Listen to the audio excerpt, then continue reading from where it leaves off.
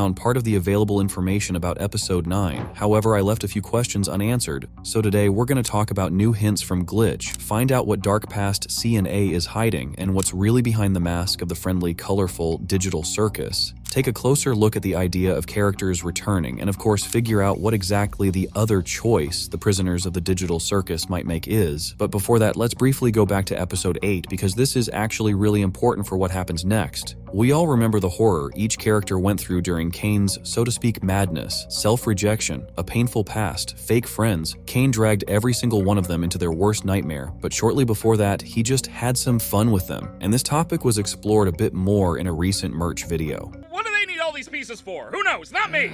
Kane. Wait, I looked normal. Did I miss something? Your tail's missing, freak. Oh, okay, that's not so bad.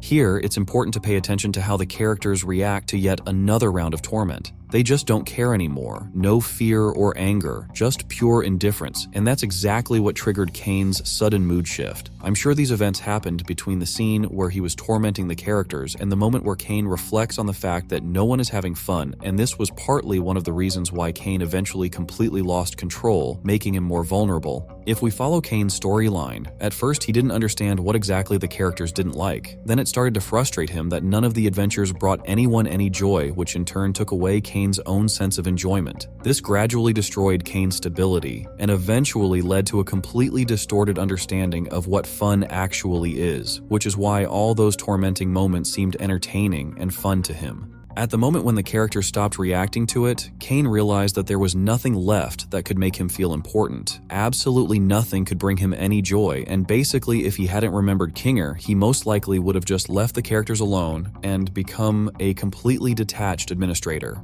In the previous video, we already talked about how right before his disappearance, Kane realized that he understood all of his mistakes, which was also confirmed by his voice actor. We also said that Kane's return has to happen because without him, the digital circus will continue to fall apart. This might not happen right away. Maybe the system temporarily stopped the self-destruction process. However, the longer Kane is absent from the digital circus, the more damage this place will take, since Kane is the only one who can maintain stability inside this system.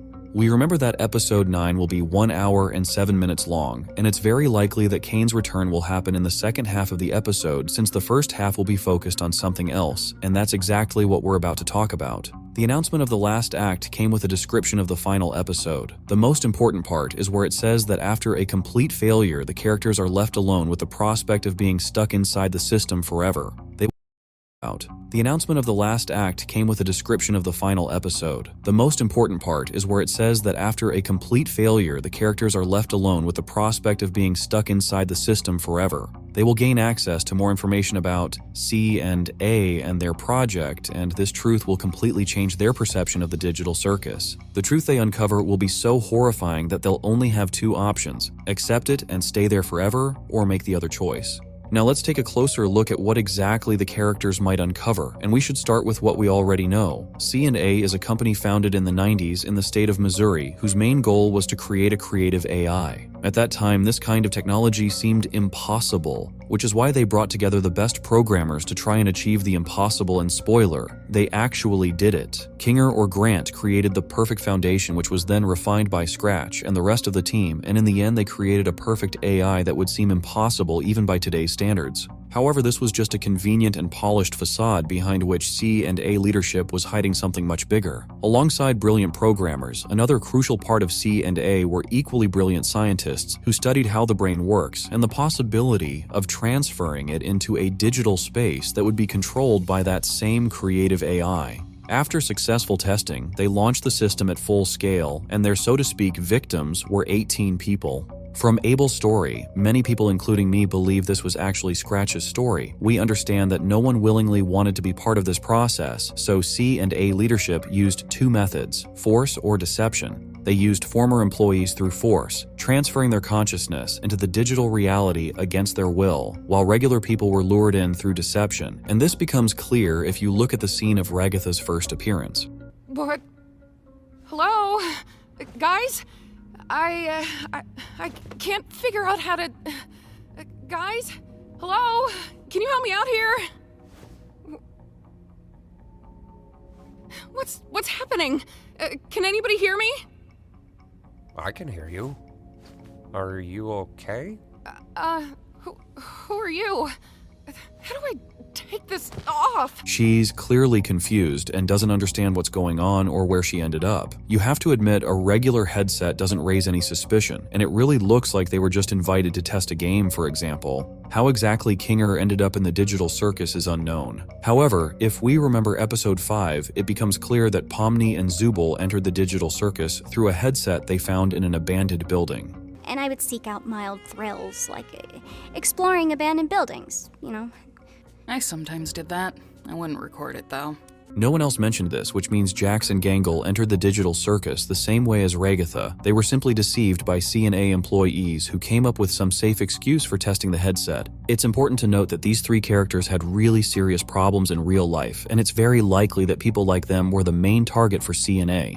I'm sure episode 9 will expand on this and make it clear to the characters that Gangle was the last one to enter the digital circus through C&A, which means controlled consciousness transfer into the digital circus no longer exists, and Zubul and Pomni ended up here, so to speak, by accident. This in turn will make the characters realize that C&A is gone, and in a situation like this, no one is coming to help them anymore. However, even this isn't the most disturbing thing the characters will learn. Not many people think about it, but while the character's consciousness exists inside the digital world, their physical bodies are still in the real world. Pomni and Zubul's bodies are currently in the abandoned buildings where the headsets were found, while the situation with the other characters' bodies is much more interesting. It seems to me that after a successful consciousness transfer, C&A put the human body into something like a suspended state so that it could be brought back to life if needed, but after the company shut down, obviously no one is monitoring their bodies anymore. All of this leads us to the idea that most likely every single character is already dead, and that will be one of the darkest truths revealed in the final episode.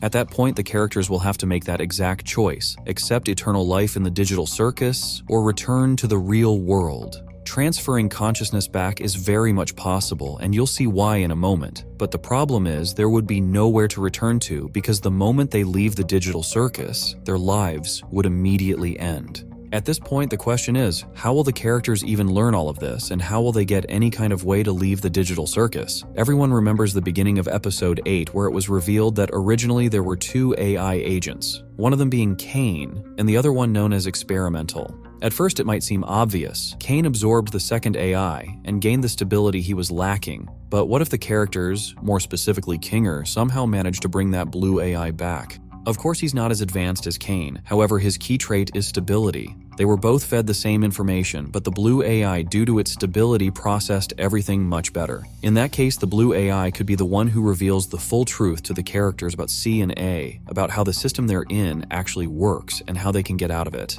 It sounds a bit crazy, but after the latest episodes, nothing would surprise me anymore, and as always, I'll be waiting for your thoughts in the comments. In that case, Kane's return would mostly be necessary just to maintain stability in the digital circus, while the second AI agent would play a much bigger role. The blue AI would reveal a lot about abstraction and how to make this process reversible. I've already told you that abstraction, the actual process of turning into an uncontrollable monster, is basically just a glitch in a character's code. If you get access to that code, the situation can be fixed pretty easily, and considering how many hints Glitch has dropped about Queenie's return lately, at least one character could fully come back. Remember how I said the characters will face a difficult choice? Who do you think will decide to stay in the digital circus forever, and who will choose to end it all? I think Jax and Kinger will definitely stay, and as always, I'm waiting for your thoughts.